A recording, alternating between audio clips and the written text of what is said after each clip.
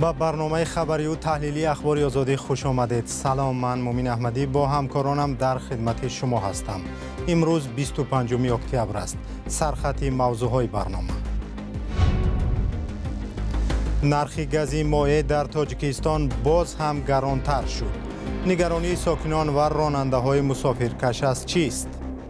ما اکنون زپرافکه میکنیم و گازمو قیمت باشدم همین کلینت ها ده جبرده این کار.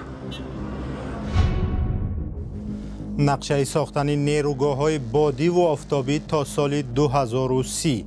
در همایش در دوشنبه راه‌های تولیدی بیشتری نیروی برق را بحث کردند.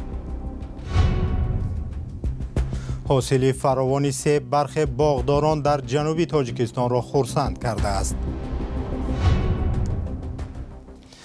و گاز مایع که بیشتر از 50% ماشین‌های کشور با آن حرکت می‌کنند کمچین و گران شده است.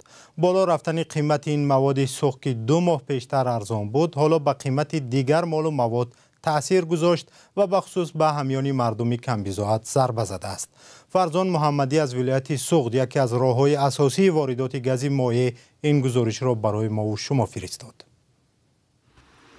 نرخ گاز مایع نظر به 2 ماه پیش 1.5 برابر افزوده است. در تابلوهای نقطه‌های فروش سوزشواری حالا 1 لیتر گاز مایع از 7 سامان و 20 درم تا 7.5 سامانی نوشته شده است. اول ماه اوگوست این نرخ اطراف 3 سامانی بود. تاجران در نزد دوربین در این باره گپ نمیزنند، ولی در صحبت‌های بدون ثبت گفتند که این امر از بالاست. اما تاثیر آن را بیشتر راننده‌های مسافربر و میزاجان حس می‌کنند. همین کلینت ها ده جبرده این کار. سال ما هم نرخمو تغییر بیاد می های میکنیم، تغییر نبیاد های نمیکنه. من خودم راننده هایم، تاثیر بد میرسوند. نه اینکه برای خاطر راننده ها، بلکه برای پذیران نرخ نو قیمت از برافت اومد قیمت میشد. بعضی نقطه های فروش سوزشواری به مثل گازپروم چند روز است که گاز مایع ندارند و تابلوهایشان هم خالی است.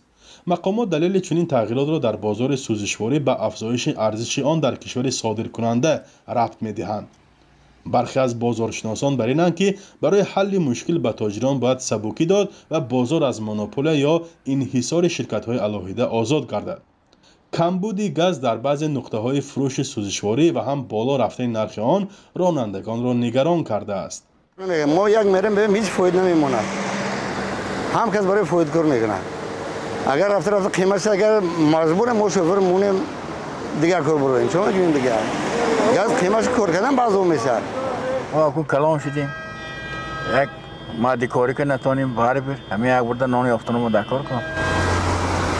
نمایندگان خدمات ضد انحصاری تاجیکستان گران شدن گاز مایع را موقتی نامیده بدون شرح بیشتر گفتند چنین روند به ارزش گاز وارداتی از قزاقستان بستگی دارد. بخش کلان گاز مایع به تاجیکستان از قزاقستان می‌آید. برنامه آذوقه سازمان ملل متحد نیز در گزارش نوی خود سبب بالاروی نرخ سوزشواری را در افزایش ارزش آن در کشورهای صادرکننده و به مقدار نسبتاً کم وارد شدن این نوع محصولات از خارج کشور عنوان کرده است.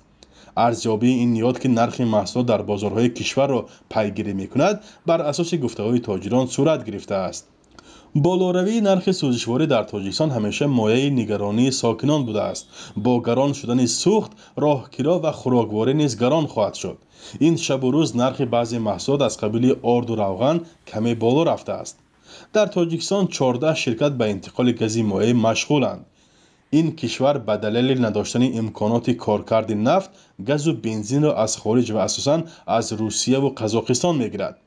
با اطلاع رسمی در نیم ساله اول سال روان به کشور بیش از 450,000 تن محصولات نفتی وارد گردیده است. فرزان محمدی، رادیو آزادی شهری خوجند. در ادامه این موضوع، با نزدیک شدن فصل سرما با محدودیت یا لیمیت انتقال یافتن نیروی برق در تاجیکستان بیشتر می شود. تاجیکستان سالهاست اعلان می کند که برای حل مشکل بی‌برقی تلاش دارد، ولی وضع هنوز به طور چشم‌رس تغییر نکرده است. ضمناً امروز در شهر دوشنبه وزارت انرژی تاجیکستان و اتحاد اروپا همایشی را برای پیدا کردن راه‌های تولید بیشتری نیروی برق برگزار کردند. همکاران براد یوسفی و علیشیر ظریفی در این باره گزارش دارند. тоҷикистон бо назардошти афзоиши талабот ба нерӯи барқ нақша дорад то соли 2030 тавлиди онро аз ҳисоби нерӯгоҳҳои бодиву офтобӣ то 70 мегаватт бештар кунад. ин нукта дар ҳамоиши байналмилалии энержии босамар дар тоҷикистон дурнамо ва мушкилот садо дод. дар ин самт асоснокунии тарҳҳои иқтидори умумияшон то наздики 56 мегаватт оғоз шудааст ки дар 5 соли оянда амалӣ хоҳанд шуд. феълан дар тоҷикистон тарҳҳои бузурги ба кор андохтани нерӯгоҳҳои барқии обӣ амалӣ шуда истодааст ва дар 7 соли оянда аз ҳисоби ба кор андохтани нерӯгоҳи барқии обии роғун аз навсозии дигар нерӯгоҳҳои барқии обӣ монанди Норакс, Ҳарбанд, Қайроқум иқтидори энержии Тоҷикистон иловатан 4000 мегаватт нерӯи барқи иловагӣ афзоиш меёбад.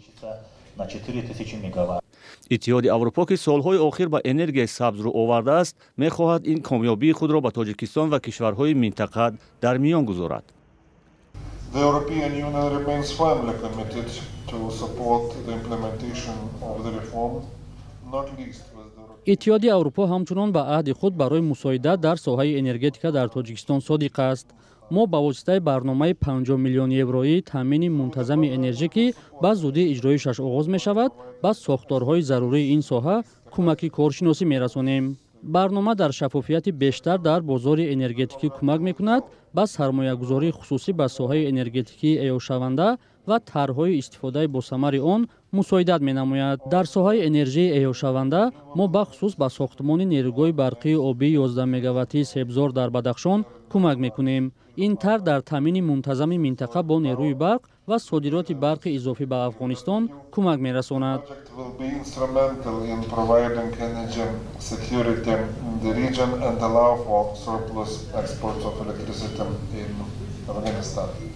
гуфта шуд ки Тоҷикистон ҳоло дар ростои тарҳрезии сиёсати энержӣ ва механизми истифодаи босамари он қарор дорад. созмонҳои байналмилалӣ инро фурсати муносибе барои табодули таҷриба медонанд. бо назардошти даромад аз ҳисоби энержӣ, таъини тарофаҳои худкифо ва насби системаҳои муосири пардохти ҳаққи он ки оғоз ёфтааст, бояд дар саросари кишвар ба роҳ андохта шавад. ин як ҳаракати корӣ ва дар роҳи дуруст аст. айни замон бояд ба мудирияти посухгӯ, шаффоф ва босамари пулҳои ҷамъшуда тамаркуз кунем.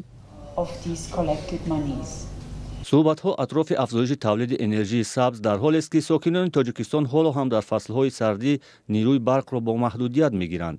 мунтақидон бар инанд ки то замоне ки мудирияти дуруст ва шаффофият дар низоми фурӯши барқ ва ҷамъовариву истифодаи маблағи он таъмин нашавад, бунёди нерӯгоҳҳои нав ва афзоиши тавлиди барқ наметавонад мушкилро ба пуррагӣ ҳал кунад.